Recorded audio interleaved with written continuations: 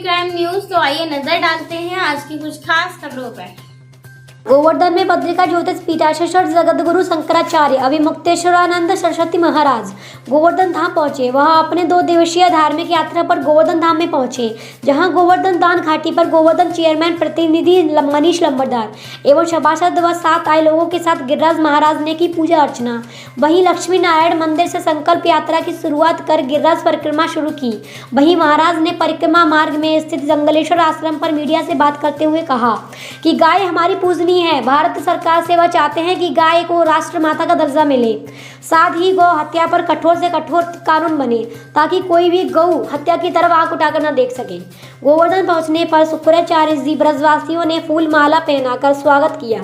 इस मौके पर डॉक्टर दीनबंधु दास त्यागी शास्त्री जी, देवकी नंदन महाराज जी, अभिराम दास माताएंगी, राघव दास, अशोक ठाकुर, रेखा शर्मा गोवर्धन चेयरमैन प्रतिनिधि मनीष लंबरदास जी, मंदिर शेवात दीपू पुरोहित, लक्ष्मी नारायण, कौशिक हर्षवर्धन कौशिक सभासद, माधव शर्मा सभासद, अमित गोस्वामी चौधरी, चंद्रमान सिंह सभासद, रिंकू ठाकुर, उपेंद्र चौधरी, गौशंत गोपाल मणिदास, हिंदू सभा के अध्यक्ष देवेंद्र पांड्य, हिंदूवादी नेता दिनेश ठाकुर, जगदीश गोकुलीय, श्रेयस गौ सेवक, शैलेंद्र हिंदू आदि गणमान्य लोग मौजूद रहे। आज ब्रज में आगमन हुआ है, क्या ब्रज में आज ब्रज में आगमन हुआ है और क्या आगे का उद्देश्य रहेगा? देखिए, ब्रज का मतलब होता है जहाँ गायों की चरणों की रज होती है। गायों के चरणों की रज कहाँ होती हैं? जहाँ बार बार गायें चलती हैं तो उनके खुर से खुरच के वहाँ पर धूल जम जाती है। उसी रज को ब्रज कहा जाता है। ब्रज माने गोष्ठ, जहाँ गाय विचरे, उस जगह को ब्रज कहा जाता है। तो हम लोग इस समय गौ हत्या बंदी की मांग को लेकर के और गौ माता को राष्ट्र माता के रूप में प्रतिष्ठित करने की मांग को लेकर के भगवान के चरणों में प्रार्थना कर रहे हैं। ब्रज में आए हैं क्योंकि किसी समय जब इंद्र रुष्ट हो गए थे और उन्होंने कहा कि हम मूसलाधार वर्षा करके गायों को डुबो देंगे, ऐसे समय में ये गिरिराज गोवर्धन ही आगे आए थे और इन्होंने गौओं की रक्षा की थी। आज जैसे उस समय इंद्र माने राजा, तो राजा गायों के खिलाफ हो गया था, तब गिरिराज गोवर्धन ने उनकी रक्षा की थी। ऐसे आज के जो राजा हैं, 75 साल से हमारे देश में स्वाधीनता आ चुकी है, लेकिन कई पार्टियों का शासन हो गया, लेकिन गौ हत्या बंदी नहीं हो रही है। तो ऐसी परिस्थिति में हम लोग गिरिराज गोवर्धन की परिक्रमा करके उनसे शक्ति मांग रहे हैं कि जैसे आपने किसी समय गौ रक्षा की थी, ऐसे फिर से गौ रक्षा के लिए कृपा कर लोगों के ऊपर करिए। वो कहते हैं कि अयोध्या तो बन गया है और मथुरा तो बन गया है। देखिए, अयोध्या बन गया तो अयोध्या का कुछ फल होना चाहिए ना। कि मथुरा की बारी तो हो, बिल्कुल हो, हम मना नहीं कर रहे हैं, लेकिन अयोध्या बनने का क्या फल मिला, पहले ये देखना पड़ेगा ना। तो अयोध्या बनने का अगर कोई फल है तो मथुरा भी और काशी भी और सब बनना चाहिए। लेकिन अयोध्या बनने का अगर कोई फल नहीं है तो फिर अयोध्या, मथुरा, काशी भी बन जाए तो क्या होगा।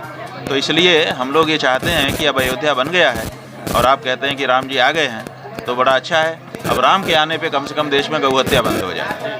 तो जब गौ हत्या बंद हो जाएगी तो हम कह सकेंगे कि देखो, राम आए तो गौ हत्या बंद हो गई, इसी तरह से कृष्ण आएंगे तो ये हो जाएगा, इसी तरह से शिव आएंगे तो ये हो जाएगा, तो हमको उत्प्रेरणा मिलेगी। इसलिए अगर राम आए हैं तो कुछ होना चाहिए। गौ हत्या बंदी हमारा सबसे प्रमुख कार्य है। महाराज जी, ये कृष्ण की नगरी है, यहाँ गौचारण बहुत जगह होता है, पर यहाँ गौचारण के नाम पर कुछ भी ऐसा दिखाई नहीं देता है। और खासकर बात करते हैं गौ हत्या को लेकर, यहाँ गौ के भक्त भी बहुत है पर गौ भक्ति दिखाई नहीं देती है। बात यह है कि कोई चीज़ दिखती कब है? जब लोग उसके ऊपर फूंक मार करके जमी धूल हटा देते हैं तब अंगारा दिखने लगता है, अन्यथा धीरे धीरे तुरहित हो जाता है, राख में छिप जाता है। तो लोगों की हृदय की जो गौ भक्ति है, उस गौ भक्ति को अपने को बार बार गौ माता की जय का नारा लगा करके और गौ माता की बात करके फूंक मार के हटाना पड़ेगा, तो अंदर से फिर से सब निकल आएगा। सबकी गौ भक्ति सो रही है, उसको जगाना है और जगाने के लिए हम लोग निकले हुए हैं और धीरे धीरे और भी लोग निकलेंगे। अब देखिएगा, धीरे धीरे जागृति हो जाएगी। बात ईदगाह को भी लेकर करेंगे कि मथुरा में ईदगाह है जो कि जन्मभूमि के पास है, आगे गौ के बाद में क्या इसके ऊपर रहेगा? बात यह है कि पहले कर लीजिए एक काम, तब दूजे का लीजिए नाम, एक ही साथ अनेक विचार, बहुतक जोगी मढ़ी उजार। पहले एक काम पूरा कर लेना चाहिए, तब दूसरे का नाम लेना चाहिए। हम बहुत सारे काम बना लें और सफल कोई ना हो तो उससे कोई फ़ायदा नहीं है। इसलिए पहला काम था राम जी का, वो काम हम लोगों ने कर दिया। अब राम आ गए तो गौ हत्या बंद होनी चाहिए।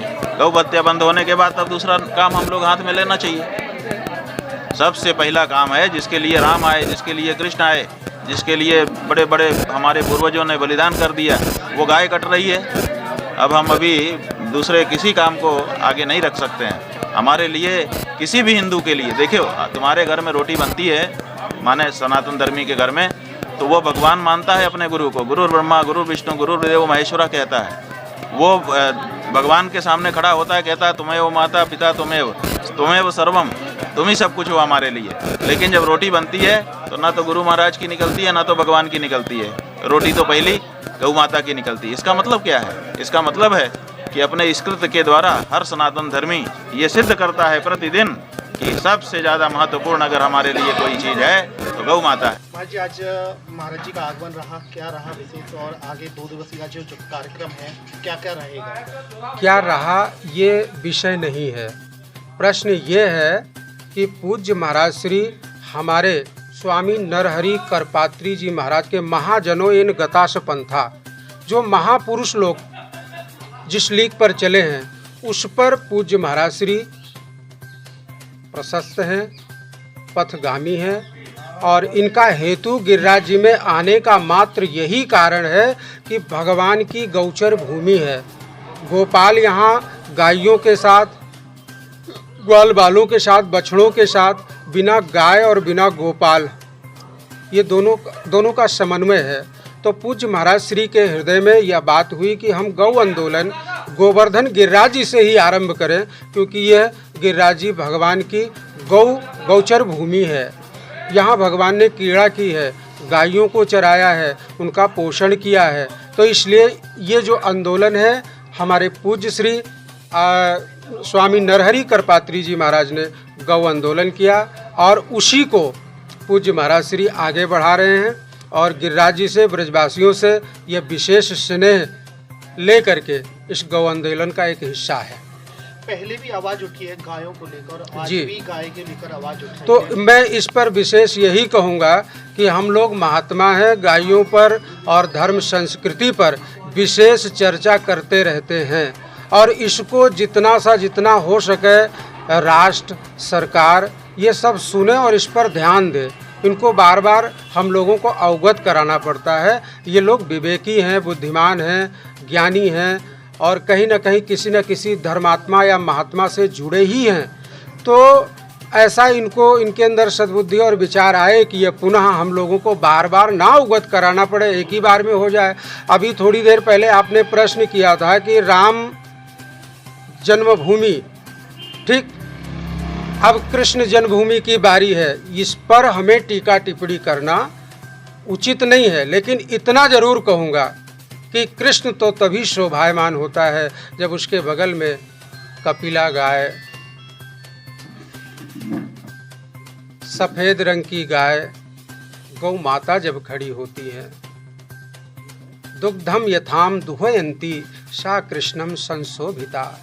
कृष्ण उस गाय के समीप जब खड़ा होता है तो उसकी और सुंदरता बढ़ जाती है। तो मैं तो यही निवेदन करूंगा कि गाय को जो ये कसाईयों के खूटे पे जाती हैं, काटी जाती हैं, इसको पूर्ण रूप से सरकार ध्यान में रखे और गाय को निजात मिले, राष्ट्र माता का दर्जा मिले उसे।